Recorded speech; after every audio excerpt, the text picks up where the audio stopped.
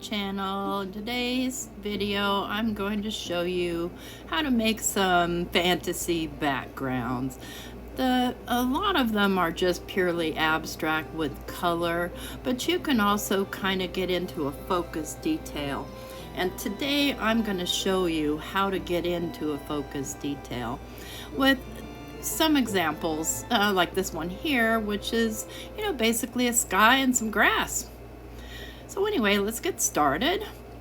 What we have here is, this was the original I made, and the background, as you see, is very, very mottled, almost like marbly, and you get those effects from several steps in my experience. I did this one, and I apologize about my lighting. I don't know what's wrong with my camera today. But these are some of the ones that I've created. Now these ones you're seeing here were all created from this one, and then I brought them into Photoshop and I just changed the hue on them and printed them out. So you can always scan your backgrounds.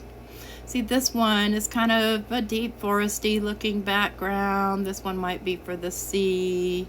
This one definitely would be an ocean type background. And basically I just created colors that I thought I would be using. So when you're making one, you're wanting to think about the stamps you're going to be using prior to making one. So for this one, I do use watercolor paper. And this is just some watercolor paper that I got from Amazon. And by the way, I will link below to anything you might need that I've used in this project, including the stamps. But I just get the big watercolor pad and then I just cut it down into fourths.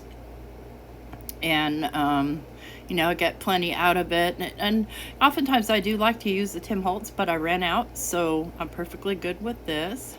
What I'm going to do is I'm going to start out with a mask that I made, and I have another video I'll link to where I show how I made these masks, but basically I just cut out a circle of paper, and I've got some double-sided, some sticky tape on there that's removable. And what I'm doing is I'm masking off what I want to be either my sun or my moon, depending on the mood. We're going to probably make this a sun, maybe a moon, maybe both, who knows. And I'm going to take my main focal image and place it on there so that I know where I want my mask to be, where I want my moon, my circle to be. And so it's pretty good right there. So I'm just going to press down on it, make sure it's good and stuck. And then I'm going to start the coloring process, and I'm going to be coloring this background with Oxide Inks in several different colors. You can use any color you want. And then I'm going to be using these masks that I made, and this is just basically a piece of laminating folder that I laminated together and cut out to kind of get these shapes. And I like to use this because it can be washed off, because it's been my experience where I've dragged wrong colors into wrong colors, so I like the ability to wipe it off. But you can use what you have. You can use paper towels. I've seen lots of videos out there where people use paper towels. Works just fine. These are reusable. But I'm going to start out my darkest color, which is going to be Blueprint Sketch. And I'm not using the sapphire today because it's just not the right color, for what I'm looking for. I'm just going to start out by scrubbing out a line there, just so that I have the top, and then I'm going to go ahead and take my little mask stencil, and you always go heavy towards the edge, and then you're going to blend out just like that. And so now I've got the first shape going there. I want to go in with a second shape, and so I'm just moving my stencil a bit, going in heavy at the bottom and then blending out. And a lot of these colors are going to kind of mix together, so anything goes. You can just do it straight across if you want to. You don't have to go through all this masking stuff. But I kind of like the way that looks, so I'm going to go ahead and go in with my next color, which is going to be Wilted Violet. And I am going to wipe off my stencil or mask or whatever before I start in with a new color. Just, not that those two colors won't blend nicely, but it's pretty wet and I don't want it to be so wet. And I'm gonna flip my paper and start going the opposite direction here so that I'm blending some of that wilted violet up into that, whatever blue color I said it was, I forgot already. Anyway, and again, I go heavy towards the top and then blend down. And it's okay, you miss a spot, just tap it in. Again, you're gonna be, the next steps in this video, you're gonna be changing everything anyway. So I want to go over that color and go dark towards the top, heavy-handed, and then blend down. See? And wipe off my stencil again. Find my finger brush for my seedless preserves.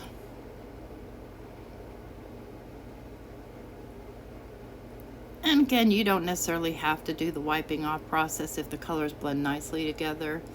I just did because I just didn't want it too wet. I want to make sure that my colors are pretty true to themselves other than where they're blending in at. And I'm going dark towards the top and then blending out.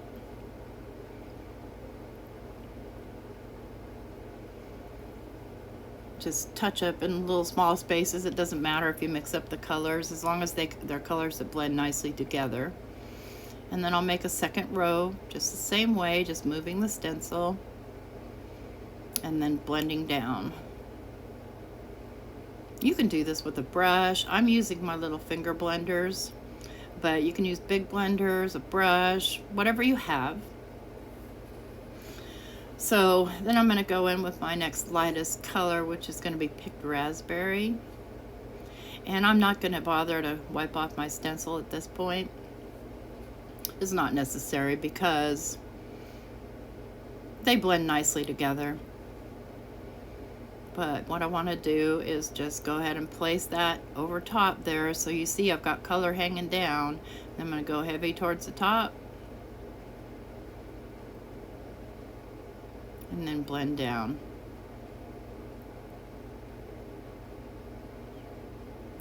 And move my stencil heavy towards the top. And blend down.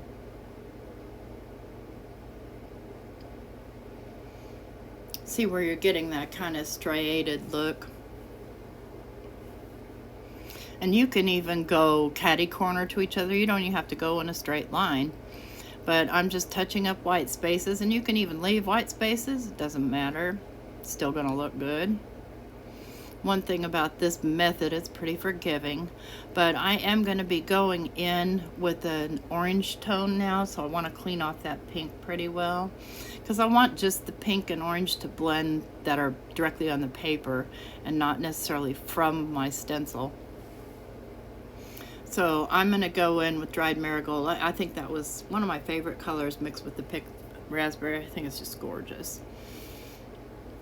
And I'm going to go ahead and place my stencil right there where you can see the pink color so that those will blend. Go in heavy towards the top and blend down. Lighter, so you're going heavy and then lighter. And just give it a little tap if you have any empty spaces or if you have any severe lines. And I'm going to do that second row the same way, and pretty much that's what you see me doing through the rest of this process, is just coloring these out, getting the colors I want. And the last color I'll go in with is Wild Honey. I really love this color combination for a sky and ground, pretty much, because when, you know, as I'm doing towards the bottom, I'm thinking that, you know, that I'm going to have some ground there, and so I want kind of it to be a hazy sort of color. And this is also why I love the distress colors, because even though they're kind of bright, they still have just a bit of that, I don't know, distress to them. Anyways, same thing, blending out, and then I'm gonna flip this over. and, you know, just to get some variation. Heavy towards the top and then blend out.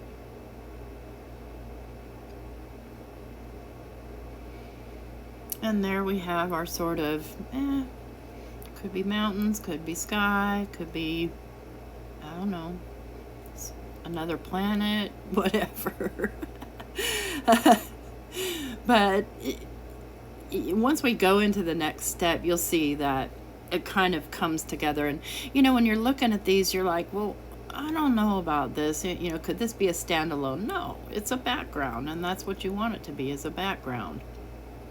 So next step, I'm going to take off my mask, and there I've got my white spot, and I'm going to color that in with scattered straw, because that's my favorite color for like a moon or even a sun. You could do a brighter yellow, but hopefully Tim comes out with some more pale colors that are still kind of muted, not super bright. Now you could use any sort of water reactive ink with these, and here I'm just erasing the little bits of glue that I can see from that double-sided, or from that removable glue. And then I'm just going to go kind of in a circular motion, and yeah, you want to get outside the lines a little bit. You want to get that little bit of halo going there. And there you've got a background. You could use it just like that if you wanted to. But we are going to go a bit further with that, and I'm going to talk about the next thing I'm going to use, which is probably controversial, but this is my Gelli Plate. And I'm going to be using heat with it, so just so you know, the heat does dry it out. You have to condition it, and you'll see right there that I didn't move my heat gun, and I learned a lesson there and trashed that side of my Gelli Plate. So you want to make sure that your heat is moving constantly. But the reason I like to use this is because when you're using water and heat, the paper likes to curl, and it just drives me crazy. And so when you do this way, your paper doesn't curl. So now I'm going to dip my fan brush into a little container of water I've got here, and I'm just going to tap water on here. I don't want to saturate it, and I'm not going to lift it. So what we're trying to do right now is blend our colors. And again, it's a process, and I will be speeding up the process some and cutting parts out because I dry in between, and I do want to dry this. If you have time, the best bet is to let it sit and dry by itself, but we don't have time. Who has time for that? But if you were doing several of them at one time, you could set them aside and let them dry. But as soon as you pull it off that Gelli Plate, it will start to curl. So you see I've got it mostly dry, and I'm okay with lifting some. So I'm just going to take a clean paper towel, and I'm just going to dab those spots off. You want to be careful around your yellow not to bleed other colors into it while you're dabbing. You'll see that my color does end up going into it, but I kind of like the way it looks. It looks like a colorful cloud. So next step, you're going to take your water squirter, and you're going to spray it and squirt from, 12-18 inches away, and give it several squirts, and you're going to dry that. And what I'm doing here is I'm pushing it away from the sun image somewhat so that it doesn't bleed in. It's gonna bleed in anyway, and I can't imagine any kind of mask other than the masking fluid you could use to keep it from bleeding in. So maybe another time I'll do a video with masking fluid. It's a specialty product. So anyways, once that's dry, you're going to go back in with the flick method. So this is a couple of times that you do.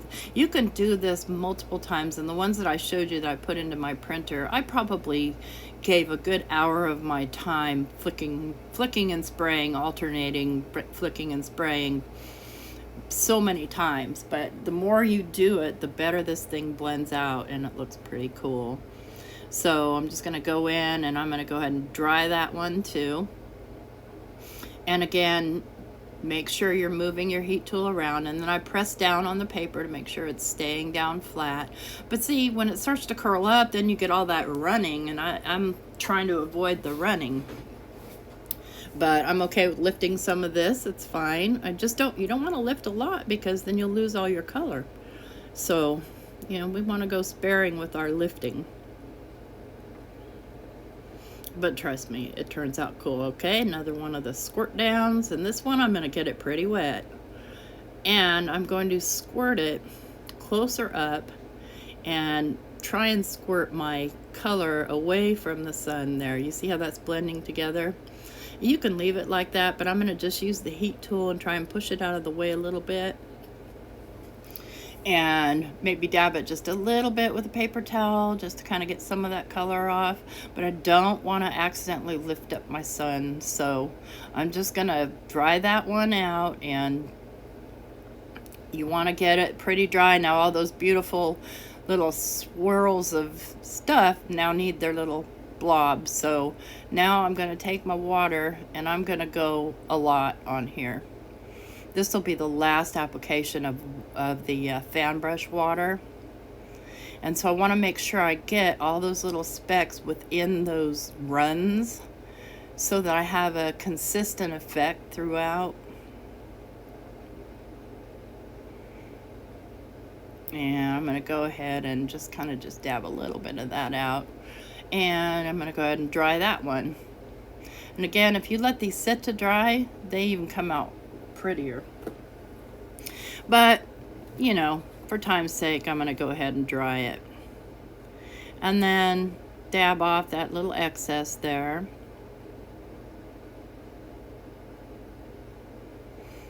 And finally, this is the last, and you're just going to do a light spattering of water. And you're going to let that sit for 30 seconds or so. And then you're going to take the clean spot on your paper towel, and you're just going to start to lift now.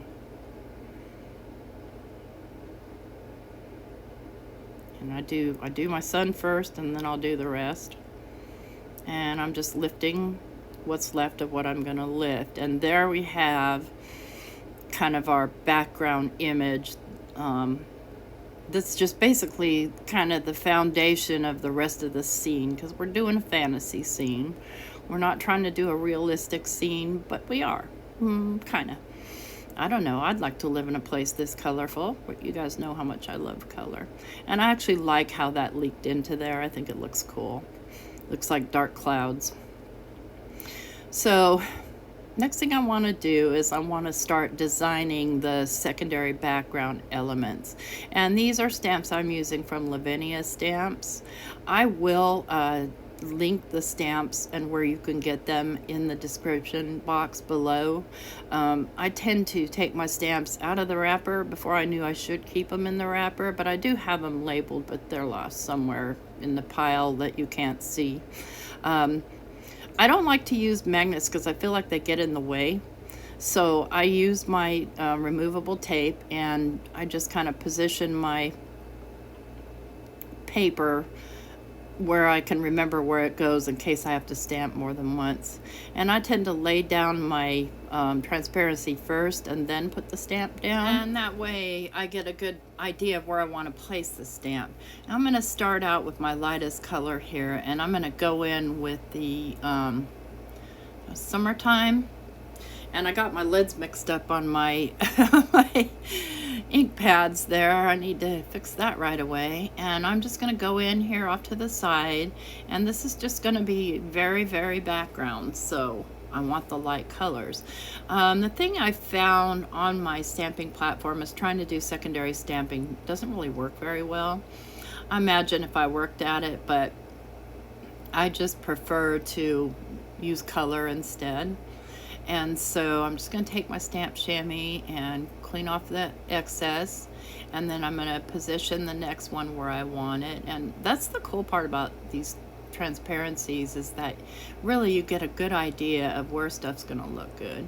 And so then I just lay my stamp on there, lift it up, pull off the transparency, and then I'm going to go in with the tulip, with the VersaFine Tulip.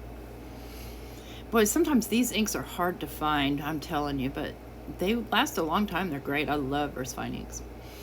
So I'm gonna go in and use my chunky tool to kind of help, you know, put pressure on that stamp so it stamps down really well. And I like that. Turns out good. Just gonna clean up here a little bit.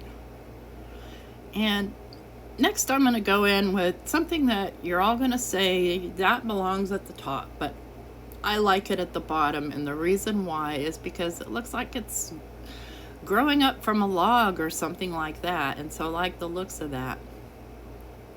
And I'm going to go ahead and choose my placement there again. Put my stamping platform lid down, my Misty, and I'm going to use two colors here. I'm going to use the Monarch and I'm going to use the Pine Cone. And I'm going to do the Pine Cone just there along the bottom and then do the Monarch along the leaves. The only thing that's going to be black in this picture is going to be the main focal point. So I'm just going to get that pressed down. And by the way, I do have this speeded up because I know I don't want to keep you guys forever. And this is just a stamping process. You use what you have, what you like. The process obviously works best with silhouette stamps because when you try to color, unless you're coloring with acrylic or something like that, you kind of mess up your background.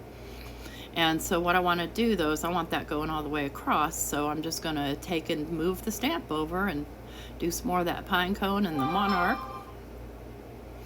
And sorry about that. I can't stop that phone. Clean up any excess there and just go ahead and stamp that down as well. And with these big stamps like this, I do like to use my stamping platform. I just feel like, you know, I have more control if I do need to do a second stamp, but I like the way that comes out.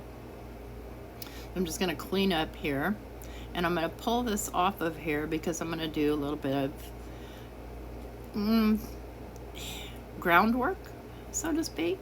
So I want to make a little bit of a ground here at the bottom, and I'm gonna for this use my finger brushes that I got from Amazon, and those will be linked below. $10, can't beat it. And I'm gonna use the mask again, and I'm just gonna kind of lay it down there and create a little hill, and then I'm going to kind of cross over and I'm going to create another hill. I'm going to hold that other side up out of the way so that I don't accidentally get that pine cone ink on my rest of my background. And then I'm just going to kind of lightly go over and make sure that's all covered. And then I've got to decide, I want to put some sort of a character at the bottom, not the main character, but a character. And so I'm just going to kind of clean up, and this does stain, but it doesn't, because it's not meant to be, it's, you know, it's what do you call that stuff? Whatever you call it. That's stuff that you laminate with. It's a laminating folder. And so, and it is a matte one, so it does stain. Now I do like this rabbit on here, but he's just a little bit big for the scene.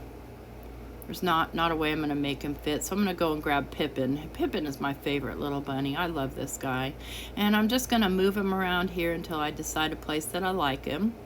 And I'm going to go ahead and stamp him out manually with just my little stamping block. And I'm going to go ahead and use the pine cone color again to stamp that out because he's a secondary character. I don't want him to stand out too much. And I'm just gonna lay him down, rock him back and forth a little bit, get to make sure he's good and stamped down. Yeah, perfect. Love it, love it, love it. And so we've got now a character looking at the moon. And I am gonna want to put some more of these pods here. So I'm gonna get back out my stamping platform and I'm going to count my little squares there. And I'm gonna stick that back down because it's still sticky. And decide on placement for the pods. Put my little fairy down, and I wrecked her, by the way. I wrecked her with Catherine Puller ink. My bad. Don't you do that. Apparently it stains these kind of stamps, so no. I am gonna go in with the Twilight with these ones. because I need them to be a bit darker since they're towards the top. I'm going to go ahead and just get some pressure on there and get that nice and stamped down.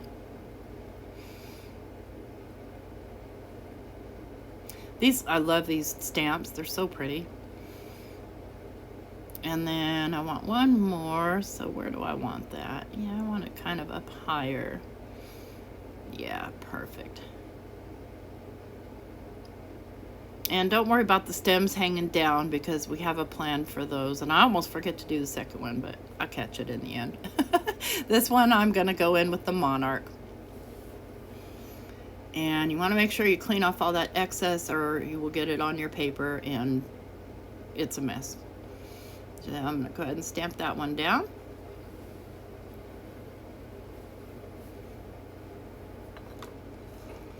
Yeah, I like the way that looks. So I'm going to go ahead and clean my stamp off.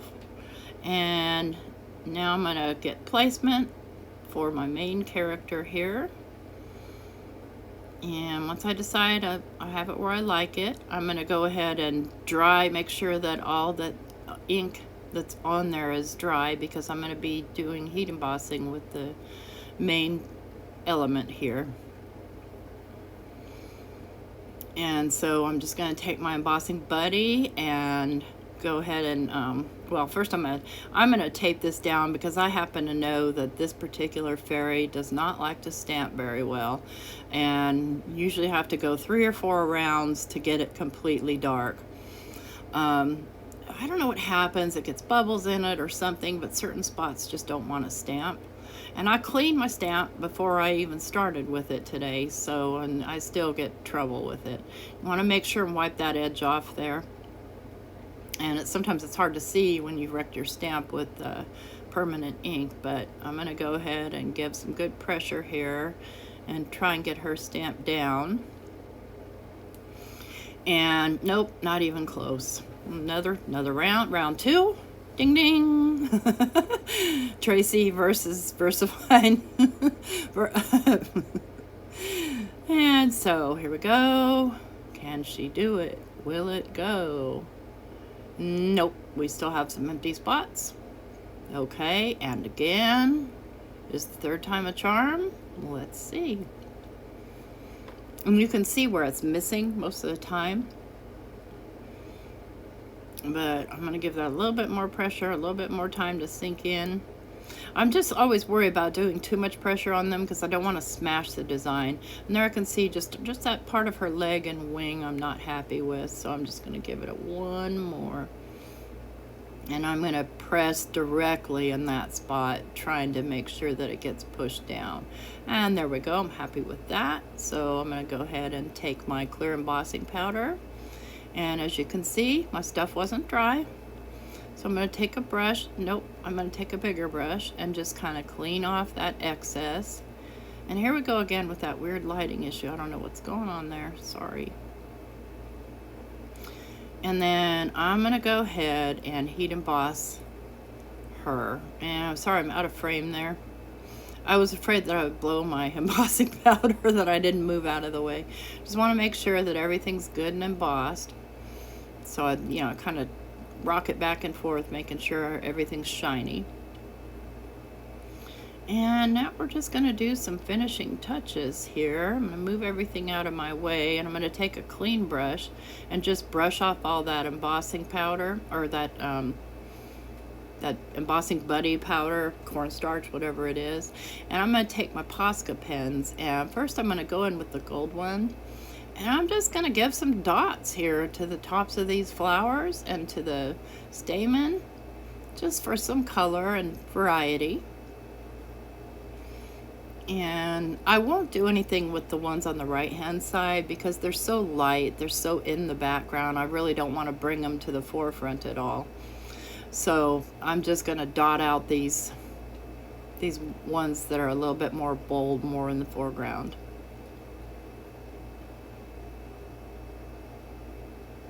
I love these Posca pens. I got those from Blick's, and I'll find you the link. came pretty fast. And then I'm going to use this ivory colored one, and then I realize here that that one hasn't been primed yet, so I have another one. And I'm just going to do random dots, little fairy dots, I don't know, dust, starlight, lights, just dots. And I'm going to keep the dots in the air. I don't want to necessarily have them too much on stuff. And I'm going to go ahead and now create a little hill for the far leftmost flower bottoms. And okay, that's good. I like that. I can get back in with my dots.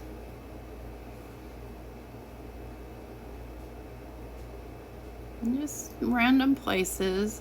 And I'm going to go in with my white Posca and give it some stars.